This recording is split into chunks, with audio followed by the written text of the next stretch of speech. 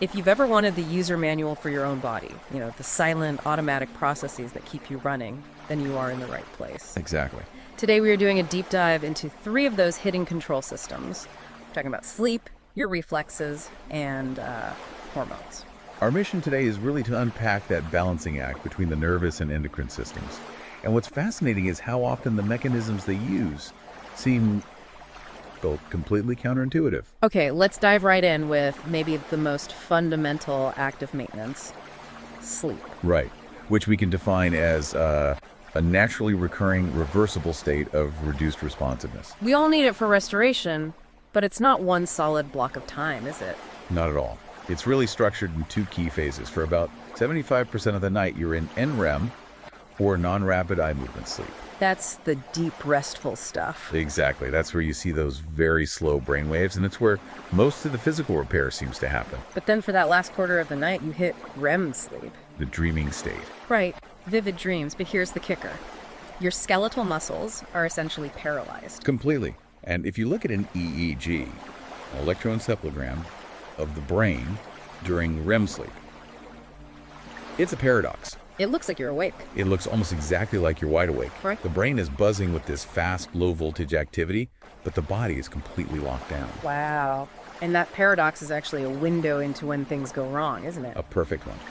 With a condition like narcolepsy, you're seeing a failure of that system. The body just drops suddenly and inappropriately straight into that paralyzed, active brain REM state. Causing those sleep attacks. Precisely. Okay, so that's restoration.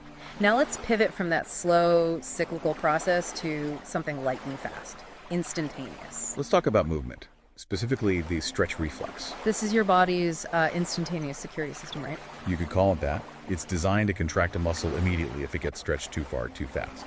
The key sensor for this is something called the muscle spindle. And what makes this circuit so fascinating is its speed. It's a monosynaptic loop. Monosynaptic, meaning one synapse. The sensory signal goes from that spindle in the muscle. And synapses directly onto the motor neuron that makes the muscle fire back. Yes, it almost completely bypasses any conscious brain processing. It's that fast. So what does it actually do besides just protecting you? Well, a few crucial things. First, it acts as a damping mechanism. It's giving constant feedback to smooth out any jerky or erratic motions. So it's why our movements are generally smooth and not robotic. That's a huge part of it. And second, it's silently working against gravity every single moment to maintain your muscle tone. So that's why doctors test it, the whole knee-jerk reflex. Exactly. They're testing the integrity of that loop.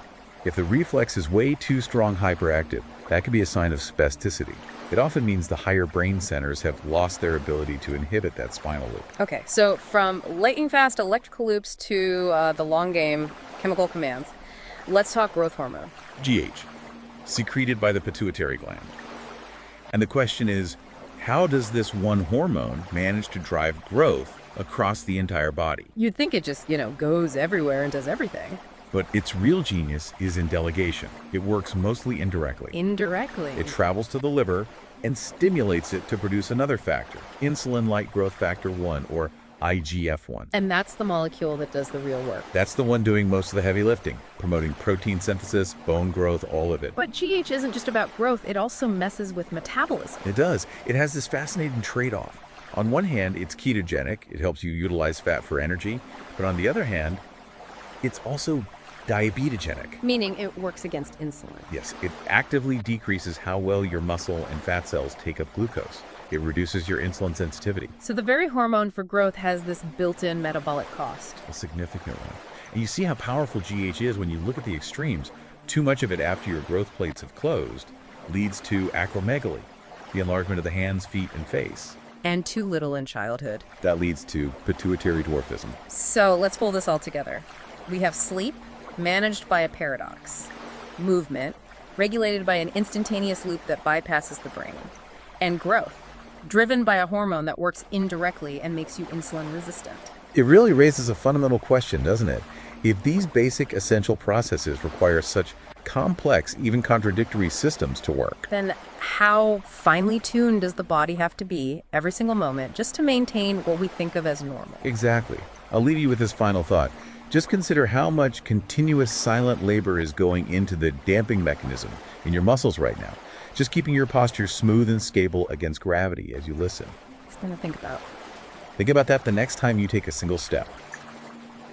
Welcome back to the deep dive. Today our sources are pulling us in two completely different directions. Wildly different. On one hand, we're going down to the microscopic level of chemical balance with calcium hormones, and on the other, we're looking at these huge neurological pathways that control our movement. Right. So our mission is to really just extract the foundational life-altering details of how the body maintains its balance, both chemically and, well, functionally. It's really a deep dive into control systems. Yeah. We're zeroing in on two non-negotiable systems. One that ensures stability at the cellular level, and one that gives us precision at the muscular level. Okay, let's unpack that first piece then. Calcium. The normal level in your blood, the window is just so incredibly tight. It's razor thin. We're talking 9 to 10.5 milligrams per deciliter. And that tiny amount matters so much. It's basically the gatekeeper for whether our nerves fire correctly. And what's fascinating here is just how aggressive the body's negative feedback loop is. If your calcium drops even a tiny bit hypocalcemia, the parathyroid glands just immediately release PTH. How? Exactly. And the body's reaction to this crisis is, well, it's dramatic. It will actively start cannibalizing its own skeleton to keep that serum window intact. Wait, really? I never quite thought of it that way. The body will sacrifice its own bone integrity just for immediate nerve stability. Precisely. It's Yes. that important. So PTH raises calcium in three ways. It stimulates osteoclasts to release calcium from the bones, The storage tank. the storage tank. Then it increases reabsorption in the kidneys, and it boosts vitamin D synthesis so you can absorb more from your food. It does whatever it takes. And if it fails, this is where it gets really unsettling for me. Tetany. If that calcium level drops too low, say below 7 milli-GDL, you get these painful, sustained muscle spasms. And that seems so counterintuitive. Why does low calcium cause nerves to fire more? So think of the calcium outside your nerve cells as the brakes. It stabilizes the membrane. Okay, like a safety lock. Exactly. When you reduce that extracellular calcium, you effectively weaken the brakes. The voltage-gated sodium channels, the things that actually trigger the nerve to fire, they just pop open much more easily. The brakes are gone, so the engine is just constantly revving. That's a perfect analogy. You get continuous spontaneous firing and contraction, things like carpal pedal spasms. Which makes the clinical side of this terrifyingly immediate. If a surgeon accidentally removes the parathyroid glands, You can get acute life-threatening tetany. And on the flip side, chronic hypersecretion of PTH causes insidious damage. Constant bone resorption leads to osteoporosis, and all that extra calcium can form kidney stones. right. So we've looked at chemical stability. Let's pivot completely and explore mechanical stability, the pathway that lets us consciously control our movements. Yes, let's go to the central nervous system. We're talking about the corticospinal tract, or CST, The pyramidal tract. the very same. This is the master pathway for voluntary, skilled, fine control. Think about the precision you need in your hands and fingers. That's the CST. And it's important to clarify, we're talking about upper motor neurons here, right? The command center. A command center, exactly. They're distinct from the lower motor neurons, which are the actual wires going out to the muscle fibers. And this command center starts way up in the motor cortex and then takes this incredibly dramatic, concentrated route.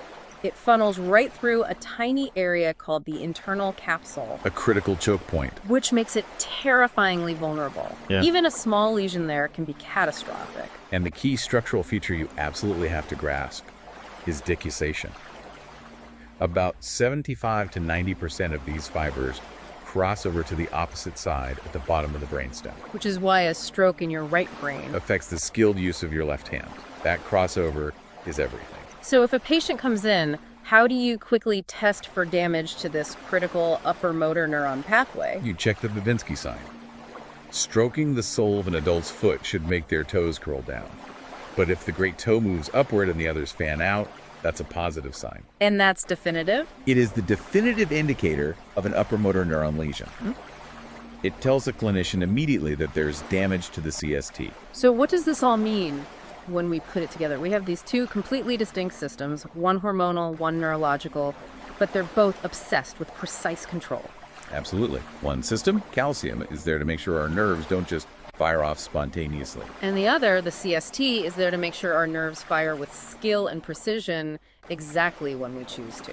And if you want to connect this to the bigger picture, just think about that tiny internal capsule we mentioned. Damage there is devastating. It immediately causes paralysis on the opposite side of the body, and of course that positive Babinski sign. It's a perfect illustration of what happens when you lose that skilled motor control. So here's a final provocative thought for you to mull over. Think about the dual tragedy of a disease like ALS. It attacks both the upper motor neurons, which leads to spasticity and a positive Babinski sign, and the lower motor neurons, which leads to muscles wasting away. How does that combined damage really highlight the unique, non-overlapping roles of these two motor neuron types? Something to think about until our next deep dive. Okay, let's unpack this. We're doing a deep dive into two really critical systems. Basically, how your nervous system handles precision. First, how sound becomes understanding, and then how you manage things like, fine touch and position. That's right. Our sources really break down the intricate plumbing of it all. And the goal today is to zero in on the genius behind these systems. But also, and maybe this is more important, what happens clinically when that elegant engineering fails? Let's start with sound. The literal engine for hearing is tucked away inside your inner ear, the organ of Corti. Its whole job is to take a physical vibration and translate it. Right, into an electrical signal the brain can actually read. And what's fascinating here is the dual design of the hair cells. You have the inner hair cells, which are the true receivers. I mean, something like 90 to 95% of all auditory data goes through them. But then you have the outer hair cells. And the OHCs, they're the really surprising part here, aren't they?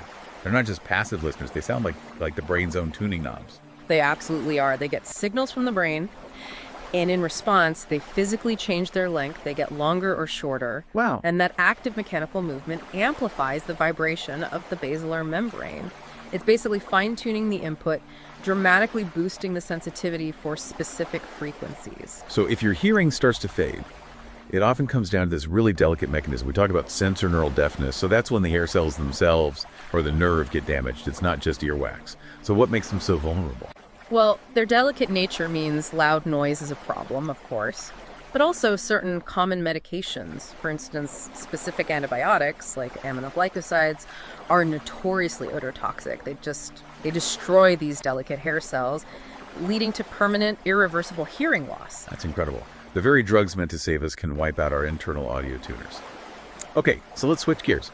From precision in time, sound, frequency to precision in space, we need a way to transmit this high-res data about where you are and what you're touching. And that's the job of the dorsal column medial lemniscal pathway, the DCML. Exactly, your body's high-fidelity sensory GPS. The DCML carries that fine discriminative touch, knowing exactly where you were poked to vibration sense and conscious proprioception. Proprioception. So that's your internal sense of where your limbs are, even with your eyes closed. Precisely. And what's crucial is the organization, the somatotopic organization. Inputs from your lower body travel in one track, the fasciculus gracilis, and it's completely separate from the inputs from your upper body in the fasciculus cuneus. So they're like different lanes on a highway, staying on the same side of the spinal cord they entered on. Yes, exactly. So the data stream stays strictly separated, high fidelity, all the way up to the brainstem. That's a long, unbroken run. So where's the critical moment? Where does the signal finally cross over? That mandatory crossover, the decussation, happens right in the medulla. And once it crosses, it forms the medial lemniscus, which shoots up to the thalamus, and then finally to your primary somatosensory cortex. And that crossing is why a touch on your left hand is processed by the right side of your brain. That's the one. Okay, so finally, let's turn from just sensory transmission to sensory control. The body doesn't just passively receive pain signals, right? It has its own, like an active internal pharmacy. An analgesia system. And if we connect this to the bigger picture, this is a powerful descending system that starts in the midbrain. It descends through the brainstem, activating these little inhibitory interneurons down in the spinal cord. It's an internal gatekeeper.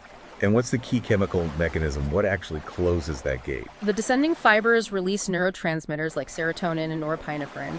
These fire up those inhibitory interneurons, and those interneurons then release endogenous opioids. Your body's own endorphins. Exactly, your body's built-in painkillers.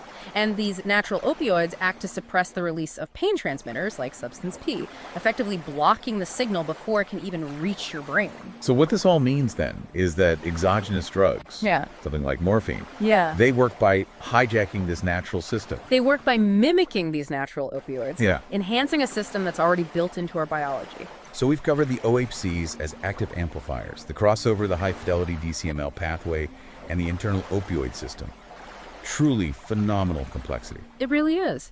And for your final provocative thought, think about a disease like tabes dorsalis. It destroys the DCML pathway. It eliminates your sense of proprioception, your internal body map.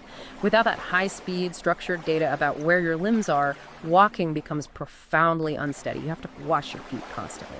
So how reliant is your conscious sense of reality, not just on receiving sensation, but on the guaranteed high-fidelity transmission of that data stream? Something to mull over until our next deep dive.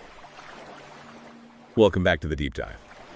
So today, the sources you shared with us are exploring two really fundamental systems. Yeah. We have the Mechanical Coordination Center and then the metabolic fuel regulator that, well, keeps it all running. Exactly. And the mission here isn't just to list facts. We're trying to pull out the why and the how from these balancing acts. You know, what do these systems actually tell us about how we're optimized? Okay, let's unpack that, starting with the mechanical side, the cerebellum. The sources are really clear on this. It doesn't start a movement.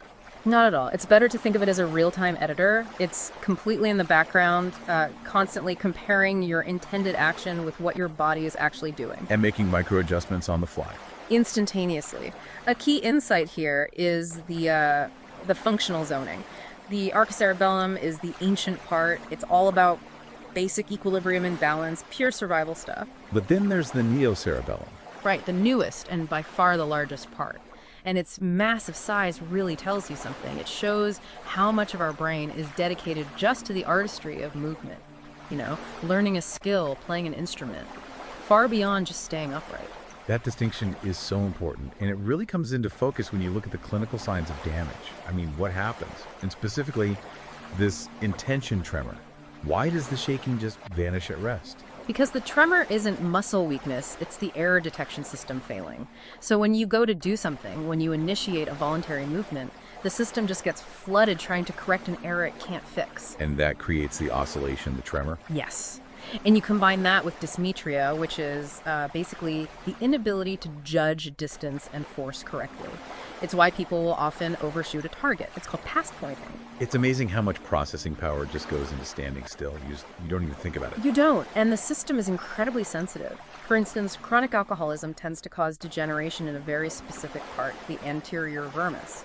And what does that do? That specific damage is why you see severe truncal ataxia.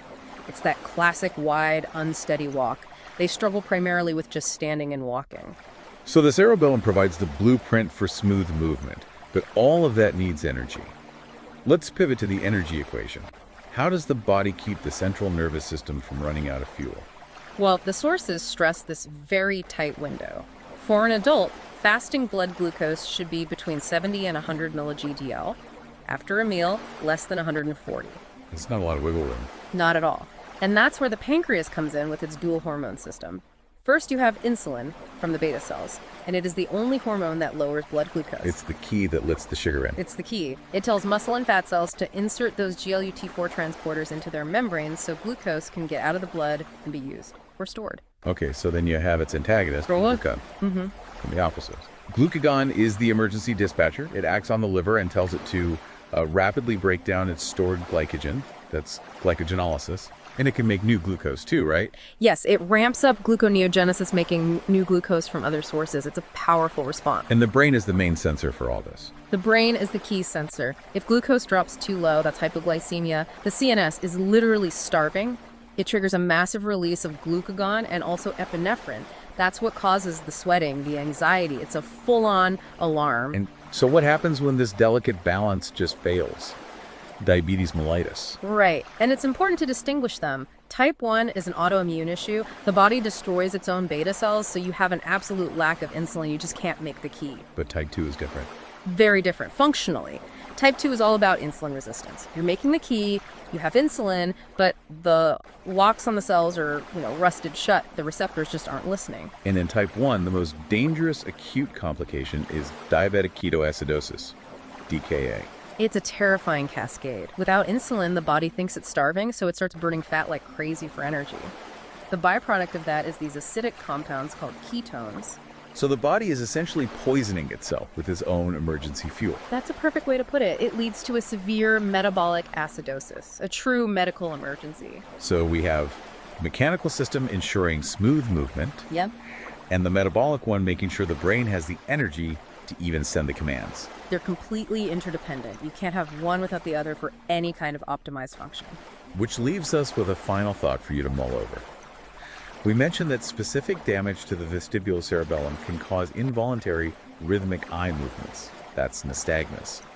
So if your sense of posture and balance is so tied into your visual system that a brain lesion makes your eyes move on their own, just consider how subtle that real-time connection has to be.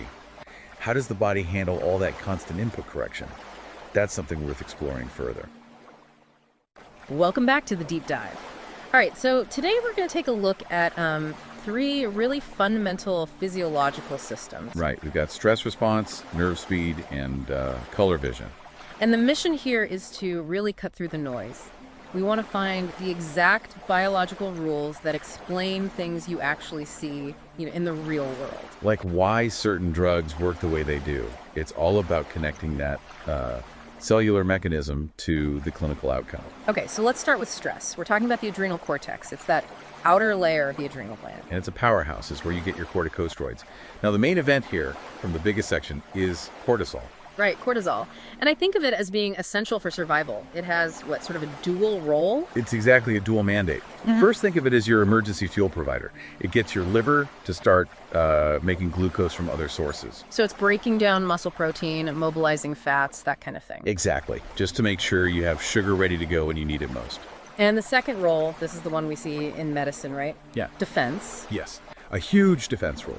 Cortisol is an incredibly potent anti-inflammatory, and it's also an immunosuppressant. So it really pumps the brakes on the immune system. Ah, so that explains the clinical side completely. If you don't have enough of it, like in Addison's disease, you get hypoglycemia and just can't handle stress. You can't. And on the flip side, that's why doctors prescribe synthetic versions like prednisone.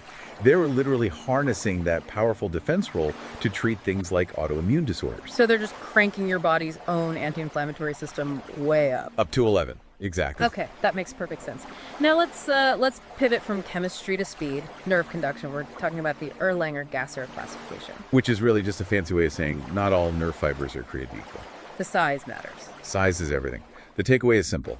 A fatter wire with thicker insulation myelination means a faster signal, period. So you have these big, fast type A fibers for motor control, and then the tiny, uninsulated type C fibers for things like slow, throbbing pain. Right, and a nerve trunk is actually a bundle of all these different types, a mixed highway. So when they all fire, the signal isn't just one spike, it's what's called a compound action potential. A complex wave. It is. You see these different peaks as the signals arrive at different times. The fast type A traffic gets there first, then the others trickle in. And that explains the trip to the dentist? This is the aha moment. Local anesthetics like lidocaine, they don't block based on speed. They preferentially block the smallest fibers first, the C fibers and the A delta fibers for pain. So the drug shuts down pain and temperature before it affects the bigger fibers for touch or motor control. Wow. The order of sensation loss is perfectly predictable. It's just physics. Absolutely fascinating. Okay, last one. From speed to light, how we decode color. It starts in the retina with 3 types of cone photoreceptors, the S, M, and L cones. And the first theory, the Young-Helmholtz trichromatic theory, is pretty straightforward. It says perception is just based on the ratio, right? How much of the blue, green, and red cones are firing. It's the first step. But then that signal gets processed further up. That's where the opponent process theory comes in. Okay, so what's that? The brain processes the signals into these antagonistic channels. Red versus green, blue versus yellow, black versus white. That's why you can't imagine a reddish-green color. They oppose each other. And it also explains those weird after images you can see sometimes. It does. And the clinical side of this is, of course, colorblindness, dyschromatopsia. Which is usually an X-linked trait, which is why it's so much more common in men. Usually it's a defect in the red or green cones. Hence the Ishihara plates for diagnosis, which is critical for some jobs, like being a pilot. Absolutely. So there you have it. Stress hormones, the variable speed of pain, and how your brain builds color. All dictated by these fundamental biological rules. Amazing. It really makes you think. Since local anesthetics work by exploiting that size difference in nerve fibers, what more could we learn from that compound action potential? Well, that's the provocative thought, isn't it? If we can see the exact structure of that wave, Could we develop therapies so targeted they could block only the slow pain C fiber pathway, for example, leaving everything else? Oh. Fine motor control, completely untouched. That's a question worth exploring.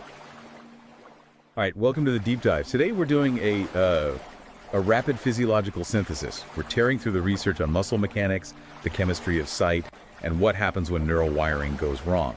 Our mission is pretty simple: pull out the most vital mechanisms and, maybe more importantly, understand what happens when these systems fail. It's a huge scope, but a crucial one. And I think we have to start in the engine room, right? With muscle contraction itself. Let's unpack the sliding filament theory. Okay, and what stands out to me right away is this central paradox. The muscle shortens, sometimes dramatically, but the filaments inside, the actin and myosin, they don't actually change length, they just slide. So it's the Z discs that get pulled closer together, right? Exactly. And for that to happen, you need two key things: a signal and energy. The signal is the switch. It's a flood of calcium ions, CoR, from the sarcoplasmic reticulum. Which is sort of the muscle cell's internal battery, just dumping its charge. Yeah, a good way to put it. That calcium binds to troponin C, and that binding physically moves another protein, tropomyosin, out of the way. And that's what exposes the active sites on the actin. And once those sites are open, the myosin heads can bind. We know ATP hydrolysis, breaking it down to ADP, provides the energy for that power stroke, the actual pull. But here's the surprising part. What's the reset button? How does it let go? The reset button is a new molecule of ATP. It's needed not for action, but specifically to make the myosin head detach, to reset the cross bridge. Which explains rigor mortis. No new ATP after death means the cross bridges stay locked. Precisely. And clinically, you see this in conditions like Duchenne muscular dystrophy, where the dystrophin protein is missing.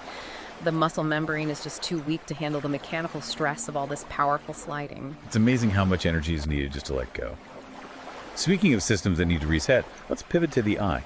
How does your visual system manage these massive swings in light? Let's talk about dark adaptation. Right. This happens in two very distinct phases. You can see it on what's called the dark adaptation curve. So think about walking into a dark movie theater. For the first, say, 5 to 10 minutes, that's phase one, your cones give you a rapid but pretty limited increase in sensitivity. But then phase two kicks in. And that's the slow, powerful change. It feels like magic, but it's really your rods taking over. It can take 20, even 40 minutes, but you get this incredible sensitivity boost, up to 100,000 times. That's the regeneration of rhodopsin. And this brings up a critical question. What if you can't regenerate rhodopsin efficiently? Well, that's night blindness, or nyctalopia. It's often linked directly to a vitamin A deficiency, since retinol is essential for that synthesis. In conditions like retinitis pigmentosa. They hit the rods first. So one of the earliest signs is impaired dark adaptation. It just highlights how vital these molecular processes are. Okay, let's shift gears now to the central nervous system, the motor wiring. How does damage affect the body so differently depending on where the fault is? Command center versus the kinal wire. Okay. UMN versus LMN. It's a stark contrast. The upper motor neurons, the UMNs, are the command centers in the cortex. They send the plan down. The lower motor neurons, LMNs, are in the spinal cord. They're the final output, directly telling the muscle what to do. The key difference you see clinically is muscle tone. So it's a loss of inhibition versus a loss of signal. A UMN lesion causes spasticity, right? The muscle is stiff, reflexes are exaggerated because the descending brake from the brain is gone. The brake is off, exactly. Whereas an LMN lesion, well, the wire's been cut, the final signal is just interrupted completely. So you get flaccidity, the muscle is totally floppy, no tone. And the other signs line up perfectly. UMN lesions, you get hyperreflexia, that overactive reflex, and the Babinski sign of the toe goes up. Yep. And with LMN lesions, you get hyperreflexia or no reflexes at all. You get severe, rapid atrophy from the innervation, and sometimes you can even see little muscle twitches, fasciculations. You can contrast a stroke, a classic UMN lesion, with something like poliomyelitis, which targets the LMNs and causes a rapid flaccid paralysis. We've covered a lot of ground. From the molecular engine of a muscle fiber all the way up to the master neurological pathways. And the common thread really is how these fundamental biological processes, energy use, nutrients, pathway integrity, how they dictate everything about our high-level function. We established that the muscle sliding mechanism depends on ATP for detachment, Yeah. for letting go. And that leaves us with a provocative thought for you to take away. What other common cellular processes rely on energy, not for action, but specifically for letting go or for resetting a critical state? Yeah. Think about that until the next deep dive. Welcome to the deep dive. Today we're cutting through a pretty dense stack of sources on hormone regulation and brain control. A lot to get through. Yeah, and our mission is to drill down on three really critical physiological control systems. We're talking about timing, appetite, and, well, what happens when things fail catastrophically? That's it. We want to give you a real shortcut into how reproductive cycles are manipulated, how your brain decides you're hungry, and the high cost of chronic stress hormone overload. So let's unpack this by starting with maybe the most incredible clockwork mechanism in the body, the ovarian cycle. Right, that nearly perfect 28-day schedule. It's all orchestrated by pituitary hormones, FSH and LH. In the follicular phase, FSH gets a dominant follicle ready. And that follicle starts ramping up its estrogen production. Okay, and this is where the feedback mechanism gets fascinating. At first, estrogen acts like a brake, right? It inhibits the pituitary. It does, but once its concentration hits this hypercritical threshold, the whole system just flips. It flips from negative feedback to positive. Exactly. It becomes this powerful positive loop. Suddenly, estrogen is slamming the accelerator. Which leads directly to that massive luteinizing hormone, or LH surge. And that surge is the absolute trigger for ovulation around day 14. It's the non-negotiable trigger. So if that surge is the key, how do oral contraceptive pills, OCPs, block it? Well, we basically exploit that initial negative feedback. OCPs give you a continuous, steady stream of synthetic estrogen and progesterone. A constant signal. Right, and that constant presence is a powerful, uninterrupted suppressor for the pituitary. FSH and LH levels stay too low to mature a follicle. And critically? And critically, it prevents estrogen from ever hitting that threshold. So, no surge. No surge, no ovulation. Simple as that. It's an elegant way to defeat that momentary natural spike with a continuous weaker signal. Okay, so from a 28-day cycle, let's pivot to something more instantaneous. Let's go inside the hypothalamus. The brain's master integration center. It handles everything, temperature, thirst, sleep. And appetite. Let's focus there. The sources say food intake is governed by two centers that are functionally antagonistic. That's right. You have the lateral hypothalamic nucleus, the LHA. That's your hunger center. Think of it as the gas pedal. It drives you to seek food.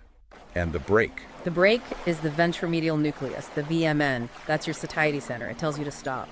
So in clinical models, if the VMN, the brake, is destroyed, you see severe hyperphagia, massive overeating. And obesity, yes. That clinical insight really confirms the VMN is the critical brake. Losing it means you just don't stop eating. So is the VMN doing all the heavy lifting, or is something else integrating the signals?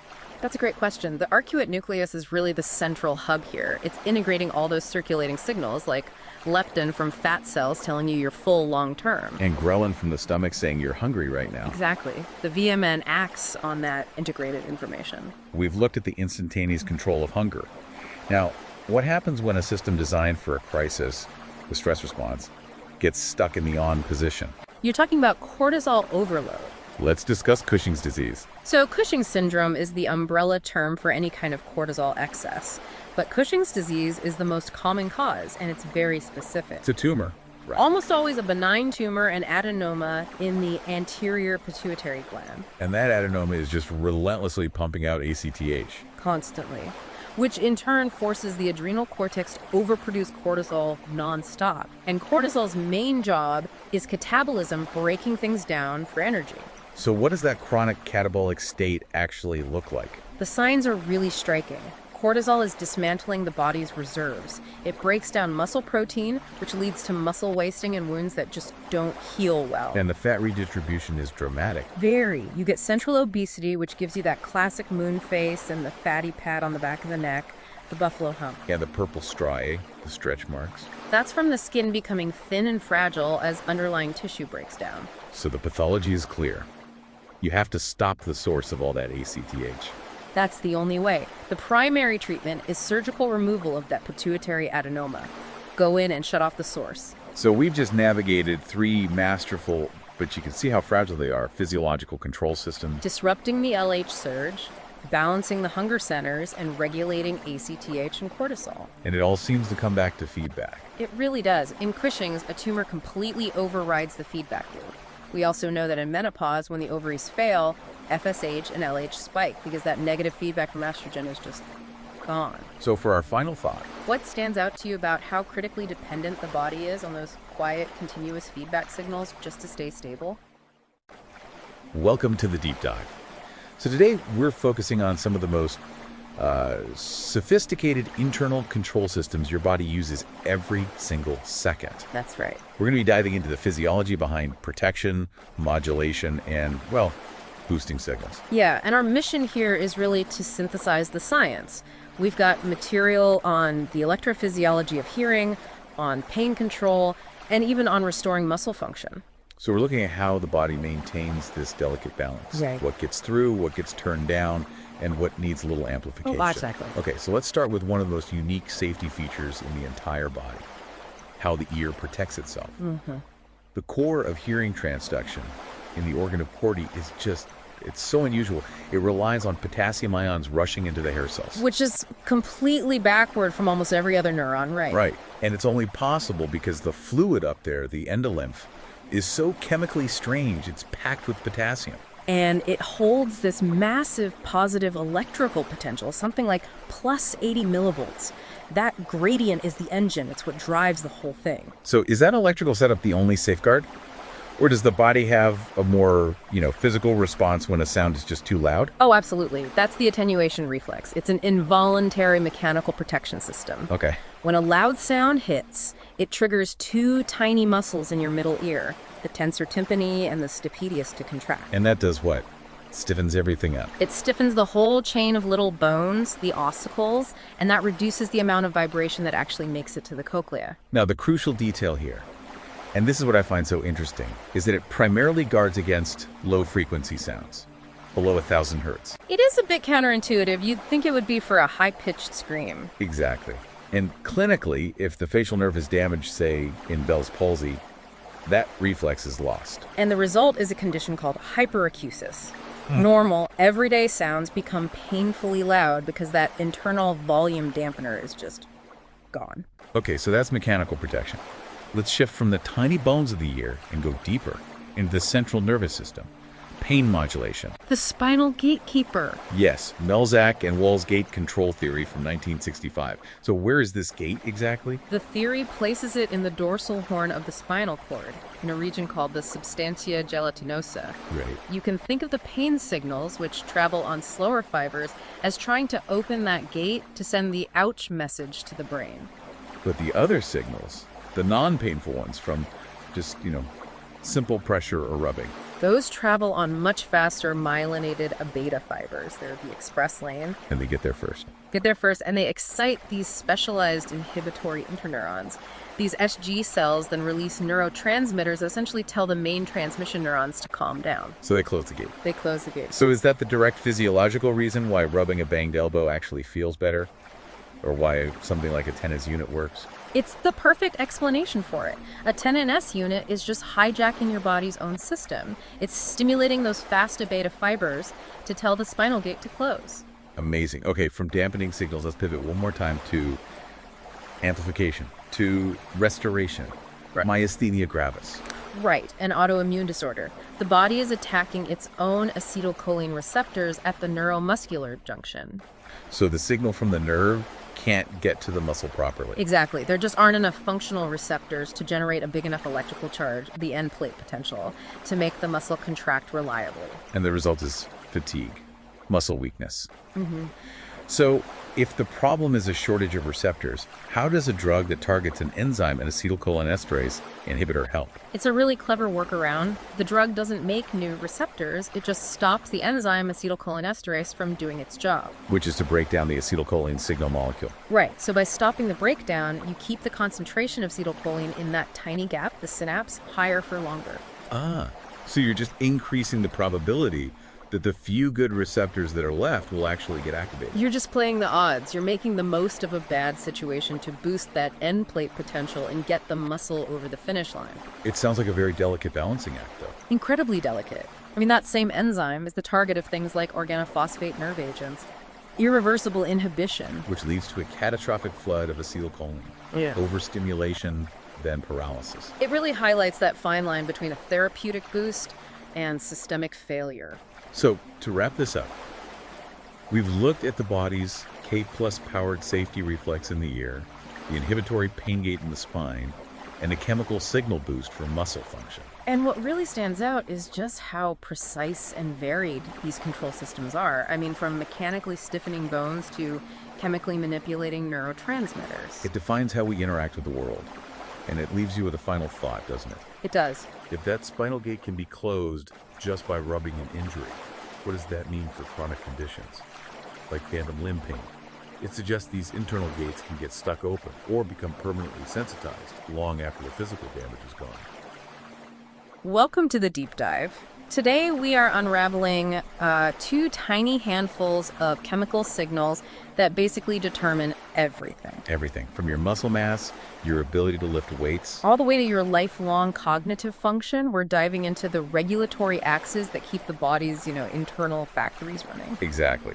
Our sources give us this great comparison between first the testosterone and sperm axis, and then we'll get into the metabolic master switch, The thyroid. the thyroid. So the goal here is to connect the steps, the hormonal controls, and what it all means clinically when things go wrong. Okay, let's unpack this. Starting with the production line for spermatogenesis. You'd think it would be a fast process, but the timeline is just incredible. From those initial stem cells, the spermatogonia, to the final motile spermatozoa. How long do you think? Takes roughly 74 days. 74. It's a marathon, not a sprint. A total marathon. A very deliberate one. And you can really break those 74 days into three key acts. Okay. You start with mitosis, which is just about proliferation, building up the numbers. Then you have meiosis. That's where the chromosomes get halved. Right. But what's really fascinating, I think, is the final stage, spermiogenesis. That is an intense transformation. That's where the cell gets its survival kit, isn't it? It goes from being this, simple, round cell. A fully equipped traveler, yeah. Yeah. The cell elongates, the nucleus gets super condensed, and critically, it grows the flagellum, or tail, For movement. for motility, exactly. Yeah. And it forms that specialized enzyme-packed cap, the acrosome. It's like turning a factory cell into a tiny submersible. It is. So if the process takes 74 days, what's the command system? How does the brain control this whole factory? Well, that's the hypothalamic pituitary axis. The hypothalamus pulses out GnRH that hits the pituitary, and the pituitary releases two key signals. Two critical signals, LH and FSH. Right. LH acts on the Leydig cells to produce the fuel for the whole thing, which is testosterone. And FSH. FSH works on the Sertoli cells, and that's more about getting the final maturation steps done. What's fascinating here is the dual function of that testosterone. Oh, yeah. Locally, it's needed for the cells to mature, but systemically, it defines so much. Secondary sexual characteristics, libido. And the big one, promoting protein anabolism. That's where you get increased muscle mass. Absolutely, and that anabolic power leads us right to the critical clinical lesson for you. The gotcha moment. Right. If someone takes synthetic testosterone anabolic steroids to get that muscle boost, they're tricking their own body. How so? That high level of outside T triggers extreme negative feedback. It just screams at the brain to stop. So it completely suppresses your natural LH and FSH. So you're shutting down the factory. You shut it down, and you end up with testicular atrophy and temporary infertility. That perfect feedback loop is just, it's staggering. Okay, so we've seen the 74-day manufacturing marathon. Let's switch gears to the system that governs your body's minute-to-minute fuel use. Thyroid hormones, T3 and T4. The master switches for our basal metabolic rate, our BMR. And the way they're made is completely unique. The thyroid gland acts like a magnet, actively trapping iodide from your blood. We call that iodide trapping. Exactly. Then that iodide gets oxidized and attached to this big protein in a process called iodination. And T4 is the one that's secreted most, but T3 is the real powerhouse, right? G3 is the potent, biologically active form, yeah. And once they're released, they really are the furnace regulators. They rev up your BMR by stimulating metabolic enzymes and, critically, by increasing the number and activity of your sodium-potassium pumps in all your cells. And here's where it gets really interesting. Beyond just burning calories, these hormones are absolutely essential for normal growth and development. Especially brain development. Especially brain development. During fetal life and childhood, it's non-negotiable. And the pathology here just drives that point home. Cretinism. It's devastating. It's caused by severe, untreated congenital hypothyroidism, and the result is profound and irreversible mental retardation and short stature. Because the brain just failed to develop correctly without that T3 and T4. Precisely, and this is why almost every developed country mandates newborn screening for hypothyroidism. It's a preventable tragedy. A complete contrast to hyperthyroidism, where you have too much hormone and everything's just overstimulated, fast heart rate, heat intolerance. So what does this all mean for you? Well, we've unraveled how incredibly precise these systems are, from a process taking over 2 months to create one cell. To a single mineral, iodine, controlling your entire metabolism. If we connect this to the bigger picture, both of these systems, reproductive and metabolic, they rely on these incredibly precise negative feedback loops. Absolutely. Whether it's T3 suppressing TSH or testosterone suppressing LH, the system requires constant vigilance to stay in that tiny, perfect window. So a final provocative thought for you to mull over. Just consider the sheer efficiency of that hypothalamic pituitary axis. A tiny gland in your brain governing everything from your muscle mass to your lifelong cognitive capacity, all through these perfectly timed, pulsing hormonal signals. Just amazing. Okay, let's jump in. We're doing a deep dive today into the systems that are basically running your life from behind the scenes. We're talking about the fundamental, completely automatic workings of your central nervous system. Exactly. From the tiniest movements that keep you upright to the actual cellular machinery that writes your memories. And the sources we've looked at are great because they don't just say what happens. They get into the sheer physiological precision of it all. It's this beautiful scaling up. You see how a simple, almost short-circuit-like mechanism is used for everything from coordination to long-term learning. So let's start small. The most basic unit of action, the reflex. Right. We all know it's an involuntary thing, a shortcut, but it's really the fundamental building block for all integrated neural activity, isn't it? Absolutely. Think of it as a pre-programmed wiring loop.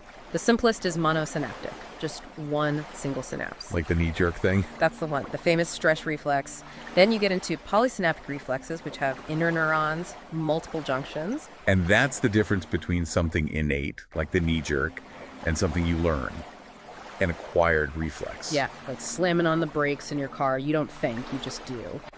So the stretch reflex is our foundation here. A muscle gets stretched. Say gravity is pulling on your leg while you're standing. A tiny receptor inside it, the muscle spindle, fires off a signal. And that signal causes the muscle to contract instantly to fight that stretch. It's how we maintain posture without even thinking. That's its baseline job, and most people think that's all it does, that it's purely passive. But this is where it gets really interesting. This little spinal arc is actually central to voluntary movement. Yes. And it's all thanks to something called alpha-gamma coactivation. This is such an elegant piece of design. So imagine you decide to lift something. You contract a muscle. Okay. Your brain sends a signal down the alpha motor neuron to the main muscle fibers, the big ones doing the work. They shorten. They shorten. But what happens to that little sensor, the muscle spindle, that's inside the muscle? It would just go slack. It wouldn't be stretched anymore. Exactly. It would stop sending feedback. It would be useless. So the CNS does something brilliant. It sends another signal at the exact same time. At the exact same time, down the gamma motor neuron. This signal contracts these tiny little fibers inside the spindle itself. Ah, so it keeps the sensor taut. It keeps it taut and sensitive, even as the main muscle is shortening. This co-activation creates a self-correcting loop that gives you continuous, accurate feedback. Which is how you can make fine adjustments to movement without conscious effort.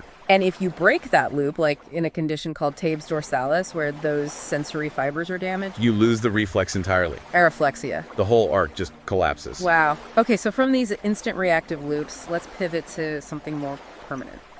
Memory. Right, so we tend to break long-term memory into two big buckets.